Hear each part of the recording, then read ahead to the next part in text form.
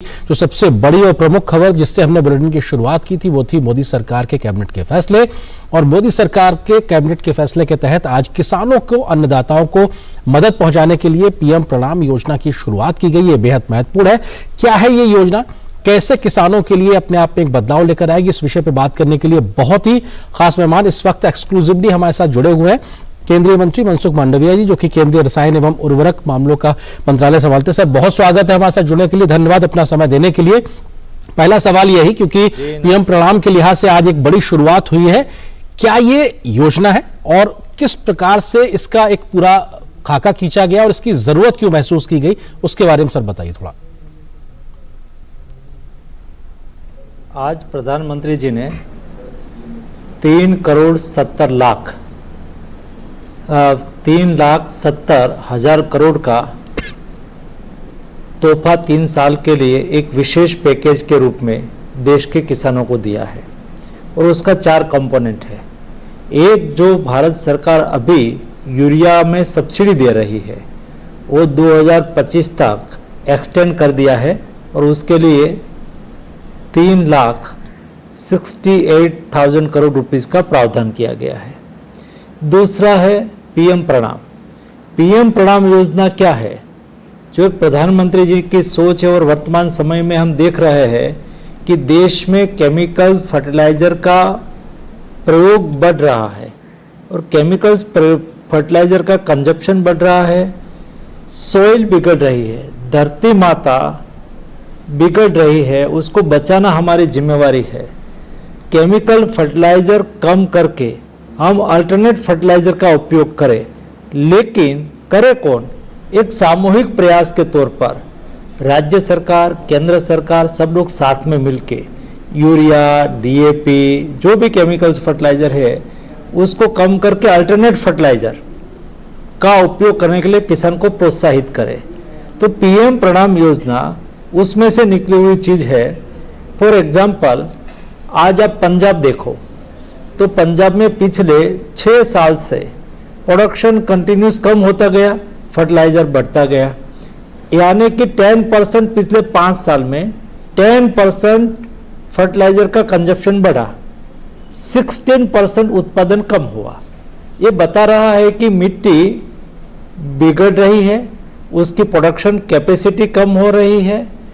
तो राज्य सरकार और केंद्र सरकार साथ में मिलके पीएम प्रणाम योजना के तहत राज्य सरकार अपने राज्य में केमिकल फर्टिलाइजर का उपयोग कम करेगा, तो जितना कम करेगा उतनी सब्सिडी बचेगी।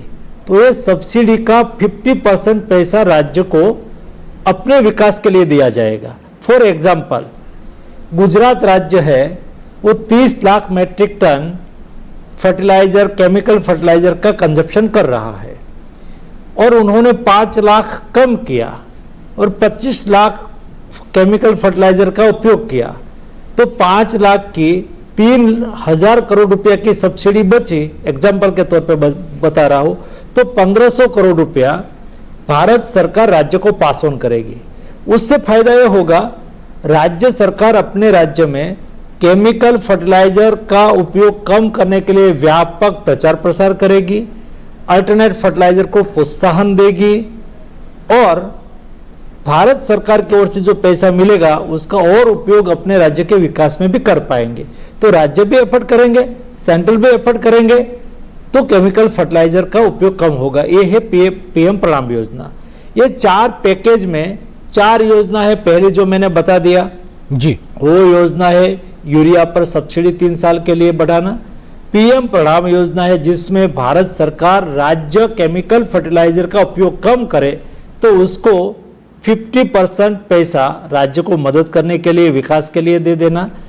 तीसरा है, अब भी देश में काउ डंग्स, ऑर्गेनिक वेस्ट, उसमें से गैस बनाने की प्रक्रिया बढ़ रही है, उसके लिए गोवर्धन प्लांट लगाया है। बजट में अनाउंसमेंट किया गया है कि अगले 1 साल में 5,000 गोवर्धन प्लांट लगाया जाएगा। गोवर्धन प्लांट से गैस बनता है, गोबर गैस बनता है, उसके साथ मैन्योर भी बनता है, यानी कि स्लरी भी निकलती है। तो ये स्लरी का खाद बना के खाद्य कंपनी उसको बेचेगी तो 1 मीट्रिक टन खाद पर 1500 रुपया सब्सिडी मिलेगी। तो किसान को प्रोत्साहन मिलेगा। प्राइवेट प्लेयर, गवर्नमेंट सेक्टर, सब लोग ऐसे बायोगैस प्लांट लगाएंगे। बायोगैस को सीएनजी में कन्वर्ट करके वो बिका जाएगा और उसमें से जो फर्टिलाइजर निकला, स्लरी निकली, उसको फर्टिलाइजर बना के भारत सरकार की जो फर्टिलाइजर कंपनी है, बड़ी बड़ी आरसीएफ, एनएफएल और प्राइवेट सेक्टर की भी फर्टिलाइजर कंपनी, वो उसको बेचेंगे। तो उससे 2 फायदा होगा। एक, ऑर्गेनिक फर्टिलाइजर का व्याप बढ़ेगा जी, उसको प्रोत्साहन मिलने से, और ऐसे गोवर्धन जैसे कोई बायोगैस प्लांट लगाए और उसका खाद बिक जाए तो उसकी वायबिलिटी भी बैठेगी।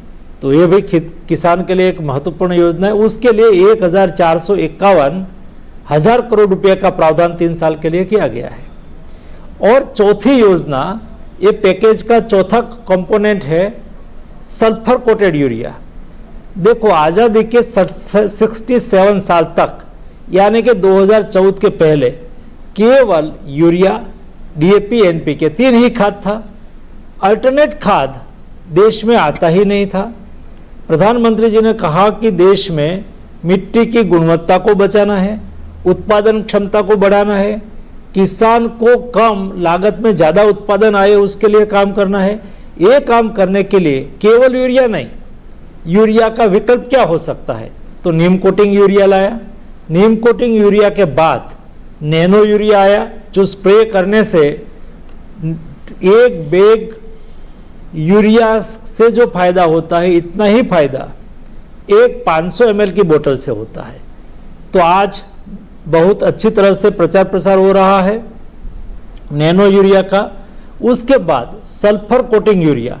हमारे देश की मिट्टी में सल्फर की कमी है, और सल्फर एक ऐसा तत्व है जो मिट्टी में होने से हमारी फसल, हमारे पौधा, उसकी शोषण क्षमता बढ़ जाती है और एब्जॉर्ब जल्दी कर लेते हैं ऑल न्यूट्रिएंट को। तो सल्फर कोटेड यूरिया का आज प्रावधान होने से अभी 3 टाइप के यूरिया मिलेंगे, और ये यूरिया का, सल्फर कोटिंग यूरिया का नाम रखा है यूरिया गोल्ड, क्योंकि उसका गोल्ड जैसा कलर होता है और वो स्लो रिलीज होता है।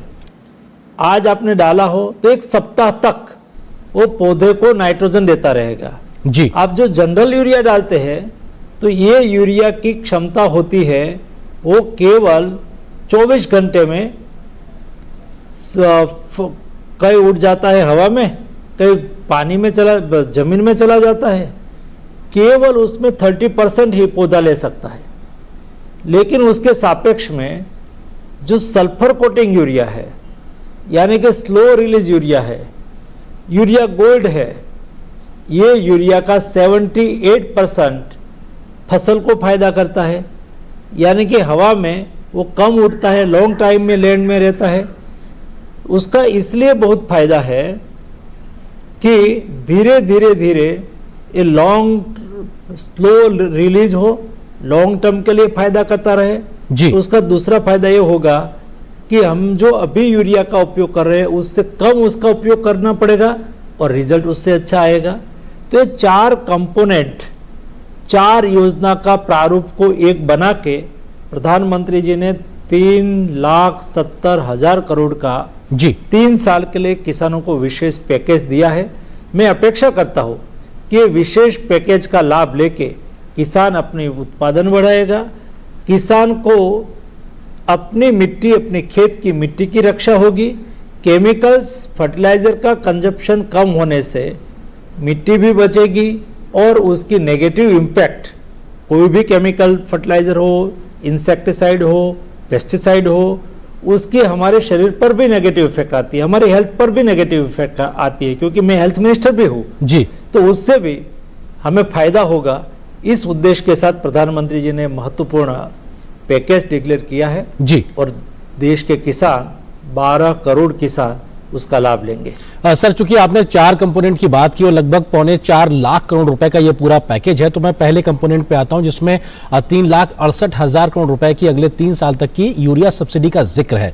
हमने देखा है कि बीते इन वर्षों में एक बजट प्रावधान होता है यूरिया सब्सिडी को लेकर, लेकिन जरूरत के मुताबिक उसको बढ़ाया जाता रहा है। क्या इस प्रकार की व्यवस्थाएं हम आगे भी देखेंगे, क्योंकि अभी लगभग जो 3.25 लाख करोड़ रुपए का जो एक बजट सब्सिडी का प्रावधान किया गया है, क्या ये जरूरत के मुताबिक बढ़ता भी रहेगा? ये आपका बहुत अच्छा सवाल है।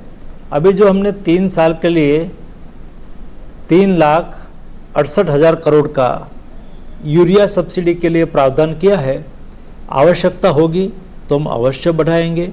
मोदी गवर्नमेंट ने जब देश में और दुनिया में केमिकल फर्टिलाइजर का प्राइस इतना बढ़ गया, एक यूरिया की बैग की कीमत हो गई थी 4,000 रुपया, एक डीएपी की बैग की कीमत हो गई थी 4,000 रुपया, लेकिन भी मोदी जी ने किसान के जेब में उसका भार नहीं आने दिया।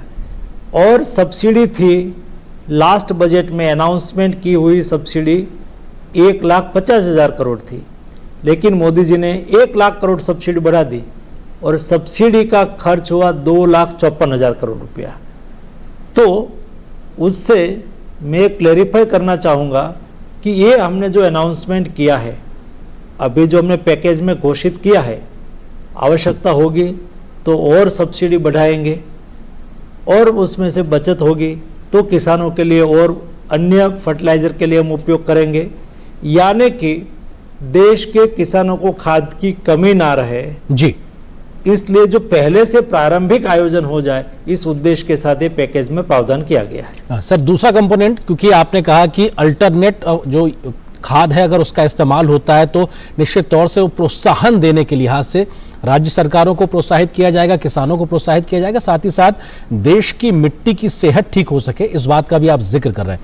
इसका सर पैमाना और मानक क्या होगा, किस तरीके से ये व्यवस्था आगे बढ़ती नजर आएगी तब जबकि हम देखते हैं कि अगर कोई यूरिया का कम इस्तेमाल करेगा, फर्टिलाइजर केमिकल यूरिया का, तो उसके सापेक्ष में उसको जो आर्थिक मदद की बात की जा रही है वो दिया जाएगा? उसमें आर्थिक मदद करने के लिए हमने पैरामीटर तय किया है कि भाई केमिकल फर्टिलाइजर में सभी फर्टिलाइजर शामिल किया जाएगा, यूरिया, डीएपी, एनपीके। एक राज्य प्रति वर्ष जो फर्टिलाइजर का उपयोग करता है उसको पिछले 3 साल की एवरेज लेके कितना कम किया, तो जितना कम किया हो उसमें से 50% राज्य को पास ऑन करेंगे। उसका फायदा यह होगा कि राज्य भी रुचि लेंगे कि चलो हम बचाएंगे तो हमें भारत सरकार की ओर से पैसा मिलेगा, और राज्य सरकार ये पैसे में से अपने राज्य में अल्टरनेट फर्टिलाइजर का उपयोग बढ़ाने के लिए कैंपेन चलाना है, उसको और कोई फायदा देना है, उसको सहयोग करना है तो फ्रीली कर पाएंगे। ये भी हमने प्रावधान रखा है। हमने ये भी प्रावधान रखा है कि उसके अलावा उसके पास 1,000-2,000 करोड़ रुपया एडिशनल आया, भारत सरकार ने दिया, तो राज्य के और विकास के काम है और सेक्टर में भी उसका उपयोग कर सकते हैं। तो हमने राज्य सरकार को बहुत रिलैक्सेशन दिया है उसमें और अपने पर छोड़ा है। अपेक्षा रखी है कि उसको केवल सब्सिडी के साथ ना जोड़ा जाए, क्योंकि मिट्टी की सेहत बनाए रखना आज बहुत बड़ी चैलेंज हो चुकी है। अनबैलेंस यूज फर्टिलाइजर होने से लैंड की, सॉइल की जो स्थिति है, न्यूट्रिएंट अनबैलेंस हो गया है, उससे प्रोडक्शन पर नेगेटिव इफेक्ट आ रही है जी। तो बैलेंस न्यूट्रिएंट इस समय की मांग है। बैलेंस न्यूट्रिएंट देने के लिए सॉइल हेल्थ कार्ड प्रधानमंत्री जी ने देश को दिया गया है। हम सॉइल हेल्थ कार्ड को फॉलो करें, हम जीएफआर को फॉलो करें और हम फर्टिलाइजर का उपयोग करें तो ऑटोमेटिक फर्टिलाइजर का कंजप्शन कम हो जाएगा। और अभी जो अल्टरनेट फर्टिलाइजर आया है उसका भी उपयोग किसान फ्रीली कर सके, ये व्यवस्था भी की है जी। सर, एक महत्वपूर्ण चीज, क्योंकि हम देख रहे हैं कि प्रधानमंत्री मोदी के नेतृत्व में किसानों को एक समर्थन देने के लिहाज से हर वो कोशिश की जा रही है, और इसमें हमने देखा कि यूरिया को नीम कोटेड यूरिया करना हो, नैनो यूरिया बनाना हो, या फिर आप सल्फर के माध्यम से एक सल्फर यूरिया को भी उसके साथ में आगे लेकर आ रहे हैं। अभी तक के नीम कोटेड यूरिया और नैनो यूरिया को लेकर क्या कुछ अनुभव रहे हैं, और सल्फर के माध्यम से जब हम आगे बढ़ते नजर आएंगे तो किस प्रकार के बड़े बदलाव दिखाई पड़ेंगे, और क्या एक फायदा अभी तक किसानों को रहा है इसका? उसमें दो बदलाव हमें सीधा दिखाई दे रहा है। एक, हमने नीम कोटिंग यूरिया का उपयोग करना चालू किया तो थोड़ा सी इसका रिलीज होने की गति स्लो हुई, तो थोड़ा स्लो रिलीज भी हुआ। जो कन्वेंशनल यूरिया था वो 30% यूज होता था, 70% हवा में और जमीन में चला जाता था, उसमें से 50% यूज होने लगा। और उसके बाद जो नैनो यूरिया आया वो तो एक रिवॉल्यूशन है एग्रीकल्चर सेक्टर में, और ये देश के लिए आत्मनिर्भर भारत तहत हिंदुस्तान में रिसर्च हुआ हो। दुनिया के पास नैनो यूरिया नहीं है, हिंदुस्तान ने रिसर्च किया, हिंदुस्तान ने मैन्युफैक्चरिंग किया, और ये चालू वर्ष में 2022-23 में उसका प्रोडक्शन 17 करोड़ बोतल होने की संभावना है। 17 करोड़ बोतल का उपयोग किसान करेंगे, उसके लिए हमने व्यापक प्रचार भी किया है। और एक अच्छी बात यह है कि हर देश के सभी कोने से सभी किसान नैनो यूरिया की सराहना कर रहा है। वो स्प्रे करना होता है, स्प्रे करने के बाद उसका रिजल्ट अच्छा पाया गया, और नैनो है पार्टिकल। तो दूसरा उसका फायदा यह हुआ, जब स्प्रे करते हैं तो 80% एब्सॉर्ब हो जाता है, तो फसल पर तुरंत ही उसकी इफेक्ट दिखती है, रिजल्ट अच्छा मिलता है। तो किसान नैनो यूरिया को एक्सेप्ट करने लगा है, तो ये उसका फायदा है। जो किसान एक बार यूज कर लेते हैं फिर से वो कन्वेंशनल यूरिया लेने के लिए नहीं जाते हैं, वो नैनो यूरिया का ही उपयोग करते हैं। मैं भी मेरे खेत में, मैं भी किसान हूं, मेरे खेत में मैं नैनो यूरिया लगाता हूं। मुझे आज गडकरी जी मिले थे, तो गडकरी जी ने कहा कि हमने हमारे खेत में गन्ना लगाया है, तो गन्ना में भी हम नैनो यूरिया का उपयोग करते हैं। और उन्होंने तो कहा कि हम तो ड्रोन से स्प्रे करते हैं। तो हर लोग नैनो यूरिया का उपयोग आज करने लगे हैं। और दूसरा, कई एंटरप्रेन्योर्स आए हैं, युवा एंटरप्रेन्योर्स 5-6 लाख का एक ड्रोन ले आते हैं, और जिसको उसका स्प्रे करवाना है उसके पास तो 300 रुपया 400 रुपया में प्रति एकड़ लेके वो स्प्रे करवाने के लिए ले जाते हैं। तो उसको इनकम भी हो जाती है, किसान का फायदा भी हो जाता है, और नैनो यूरिया का स्प्रे भी हो जाता है। ऐसा कई प्रयोग। वैसा ही सल्फर कोटिंग है। सल्फर कोटिंग मतलब 9 दिन तक मिट्टी में रहता है, धीरे धीरे धीरे जमीन में वो जाता है, सॉइल में जाता है, और उसमें से पौधे को मिलता है, फसल को मिलता है। तो मेरा ये मानना है कि अल्टरनेट फर्टिलाइजर एक केमिकल फर्टिलाइजर का कंजप्शन कम करने में उपयोगी होगा। ये है केमिकल ही, लेकिन हम एक रातों रात सारा केमिकल फर्टिलाइजर बंद नहीं कर पाएंगे, क्योंकि हमने जो सडन बंद किया तो श्रीलंका की क्या स्थिति हुई। बिल्कुल, श्रीलंका के उदाहरण सबके सामने है। बिल्कुल, उन्होंने केमिकल फर्टिलाइजर पर बैन लगा दिया, तो फूड सिक्योरिटी का इश्यू खड़ा हो गया। लेकिन उसके अल्टरनेट फर्टिलाइजर देते जाना है, उसका रिजल्ट उससे अच्छा आता जाए। वैसे वैसे हमारा जो कन्वेंशनल फर्टिलाइजर है उसका कंजप्शन कम करते जाना है, तब जाके मिट्टी बचेगी, तब जाके किसान का प्रोडक्शन बढ़ता जाएगा, तब जाके सॉइल की कंडीशन भी ठीक होगी। जी सर, एक महत्वपूर्ण चीज, क्योंकि आपने उदाहरण अपनी प्रेस कॉन्फ्रेंस में दिया, तो और अभी भी आपने मुझसे बात करते हुए इस बात का जिक्र किया कि पंजाब में कैसे फर्टिलाइजर का इस्तेमाल बीते वर्षों में बढ़ा है और उसके उत्पादन में वहां पे कमी आई है। तो क्या एक मिट्टी के सैचुरेशन, उत्पादकता के सैचुरेशन की ओर बढ़ते हुए कुछ राज्यों हम स्थिति को देख रहे हैं? शायद इसलिए ऑर्गेनिक और प्राकृतिक खेती को तेज गति से आगे बढ़ाने की जरूरत है, और इसका फायदा हम कई तरीके से किसानों को मिलता हुआ भी देख पाएंगे। उसमें पंजाब का तो मैंने एग्जाम्पल दिया, लेकिन पंजाब, उत्तर प्रदेश के कई भाग, हरियाणा, मध्य प्रदेश, ये सब क्षेत्र में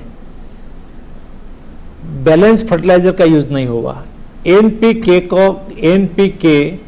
यानी कि नाइट्रोजन, फास्फोरस और पोटाश, उसका बैलेंस होना चाहिए, उसका रेशियो मेंटेन होना चाहिए, ये नहीं हुआ। और यूरिया का यूज ज्यादा हो गया। यूरिया का यूज ज्यादा हो जाने से, डीएपी का यूज ज्यादा हो जाने से मिट्टी पर उसकी नेगेटिव इफेक्ट आ गई, और मिट्टी ने अपनी उत्पादन क्षमता धीरे धीरे धीरे कम करने लगी। यानी कि उसकी उत्पादन क्षमता को गुमा दिया।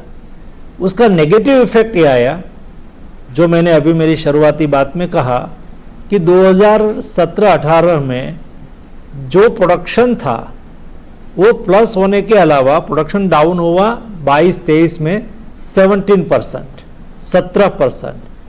और ये समय में किसान को जो प्रोडक्शन कम आया तो किसान ने सोचा कि और खाद लगाओ, तो 10% उन्होंने खाद ज्यादा लगाई, 10% खाद बढ़ाई, लेकिन प्रोडक्शन 70% डाउन गया। ये बताता है कि ज्यादा केमिकल्स फर्टिलाइजर का उपयोग करने से मिट्टी की उत्पादन क्षमता कम होती है। ये एग्जाम्पल के तौर पे मैंने बताने की कोशिश की ताकि किसान में एक अवेयरनेस आए कि हम सोइल हेल्थ कार्ड का उपयोग करें, जितना हमें चाहिए उतना ही उसको फर्टिलाइजर दो।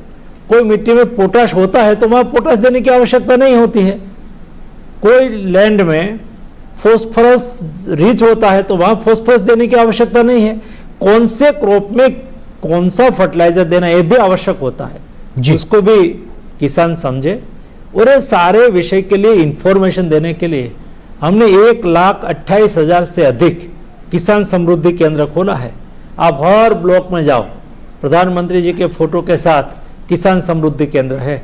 एक किसान समृद्धि केंद्र पर किसान को फर्टिलाइजर का उपयोग कैसे करना है, पेस्टिसाइड का उपयोग कैसा करना है जी, जो बेस्ट प्रैक्टिस है उसकी और इंफॉर्मेशन मिले, ड्रोन का उपयोग कैसे करना है, सारी इंफॉर्मेशन किसान समृद्धि केंद्र पर से किसानों को देने के लिए हमने चालू किया है, ताकि सेंट्रल द्वारा कुछ विचार सोचा जाए या तो जिस विषय पर काम हो रहा हो वो नीचे किसान तक पहुंचे, ये उद्देश्य है उसके पीछे। सर, एक जल्दी से कुछ और सवाल ले लेते हैं, क्योंकि गोवर्धन के माध्यम से कैसे किसानों से ऑर्गेनिक खाद ली जाए और उस पर भी 1500 रुपए का एक तरीके से सब्सिडी और सहायता दी जाएगी, तो ये भी किसानों की आय बढ़ाने के लिहाज से महत्वपूर्ण है। साथ ही साथ कहीं ना कहीं खेती की सेहत को, मिट्टी की सेहत को भी बढ़ाता हुआ नजर आएगा। ये दोनों प्रावधान दिखाई पड़ रहे हैं इसमें। देखो, वर्तमान समय में कन्वेंशनल एनर्जी, रिन्यूएबल एनर्जी ये बहुत आवश्यक है और इंडिया के पास ये रिसोर्स है। हमारे यहाँ एनिमल है, हमारे यहाँ ऑर्गेनिक वेस्ट है, उसका एनिमल डंग्स का उपयोग करके हम बायोगैस बना सकते हैं। तो इस प्रयोग को सक्सेसफुली देश में इम्प्लीमेंटेशन करना चालू हो गया और उससे बायोगैस तो बनते हैं, लेकिन उसमें से स्लरी बहुत निकलती है। स्लरी मतलब ऑर्गेनिक फर्टिलाइजर। तो ये स्लरी को ऑर्गेनिक मैन्योर में, प्रॉम में कन्वर्ट करके हम बेचें तो उससे फायदा ये होगा कि ये जो गोवर्धन प्लांट है वो सस्टेन हो जाएगा, किसान को ऑर्गेनिक फर्टिलाइजर मिल जाएगा और ऑर्गेनिक फर्टिलाइजर का उपयोग होने से किसान की फसल भी बड़ी अच्छी होगी, उत्पादन क्षमता भी धीरे धीरे बढ़ेगी और मिट्टी की सेहत भी बढ़ेगी। तो हमने व्यापक तौर पर जो देश में गोवर्धन स्कीम में चलने वाले सारे प्लांट से जो फर्टिलाइजर निकलेगा, ये फर्टिलाइजर भारत सरकार की फर्टिलाइजर कंपनी ही प्रोक्योर कर लेगी और उसके ऊपर भारत सरकार प्रति मेट्रिक टन 1500 रुपया दे देंगे। तो ये प्लांट चलेगा तो किसान को गोबर का पैसा मिलेगा, प्लांट चलेगा तो उसमें से गैस मिलेगा। तो हमें गैस तो आज 100% ज्यादातर इंपोर्ट ही करना पड़ रहा है, तो इंपोर्ट ना करना पड़े, कम इंपोर्ट करना पड़े, इसके लिए भी उसका उपयोग हो जाएगा। ऐसे प्रयोग हमें करना ये समय की मांग है और दुनिया के साथ कदम मिलाने के लिए हमें भी बदलने की आवश्यकता थी। ये जो मोदी जी के नेतृत्व में देश बदल रहा है, देश आगे बढ़ रहा है, ये आगे बढ़ते हुए देश में हमारा एग्रीकल्चर सेक्टर भी बदल रहा है, उसका एक एग्जाम्पल है। जी सर, इससे पहले कि मैं आपको शुक्रिया अदा करूं अपने इतने कीमती वक्त निकालने के लिए, एक आखिरी सवाल आपसे, क्योंकि नीम कोटेड यूरिया या फिर नैनो यूरिया के प्रयोग के बाद से हमने देखा है कि जिस प्रकार से यूरिया का इंडस्ट्री में कालाबाजारी या चोरी हुआ करती थी, उस पर पूरी तरह से लगाम लगी है। ये कदम किस प्रकार से फायदेमंद साबित हुआ, थोड़ा सा उसके बारे में अगर आंकड़े आप साझा कर सकें तो। एक किसान का हित का यूरिया है, जो किसान को एक बैग पर 1800 से 2000 रुपया सब्सिडी दी जाती है और किसानों को 200 65-66 रुपये में बिका जाता है, उसका डाइवर्जन नहीं होना चाहिए।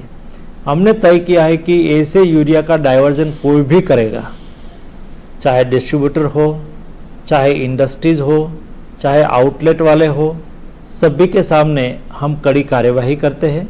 200 से अधिक ऐसे लोगों पर, ऐसी इंडस्ट्रीज पर, कालेबाजारी करने वाले लोगों पर एक्शन लिया गया है। कई लोगों को पीबीएम एक्ट के अंतर्गत जेल में बंद कर दिया गया है। मेरा आपके माध्यम से कोई डिस्ट्रीब्यूटर कालाबाजारी करने वाला हो या कोई इंडस्ट्रीज उसका उपयोग करने वाला हो, उसको मेरा सुझाव है कि कृपया करके किसान का हित का फर्टिलाइजर को डाइवर्जन मत करिए। आपको विदाउट सब्सिडी वाला यानी कि टेक्निकल यूरिया मार्केट में उपलब्ध है। आप इंपोर्ट किया हुआ टेक्निकल यूरिया का उपयोग अपनी इंडस्ट्रीज में कर सकते हो। हमने एक स्क्वाड बनाई है, स्क्वाड छापेमारी करती रहती है और जो पकड़ा जाए उसके लिए उसके ऊपर एक्शन होता रहता है। मैं नहीं चाहता कि मैं कोई इंडस्ट्रीज पर एक्शन करूं, मैं नहीं चाहता कि मैं किसी को जेल में बंद करूं, लेकिन जो किसान के हित का यूरिया कोई डाइवर्ट करेंगे, इंडस्ट्रीज में भेज देंगे या तो इंडस्ट्रीज ले लेंगे, उसके लिए तो सरकार कड़ी कार्यवाही करेगी। जी सर, बहुत बहुत शुक्रिया हमारे साथ वक्त साझा करने के लिए और आज के कैबिनेट के इस बड़े फैसले पर, जो कि देश के अन्नदाताओं के लिए एक बड़ी सौगात के तौर पर है, उस पर विस्तार से बात करने के लिए बहुत शुक्रिया सर। हमारे साथ जुड़ने के लिए, वक्त निकालने के लिए बहुत शुक्रिया आपका।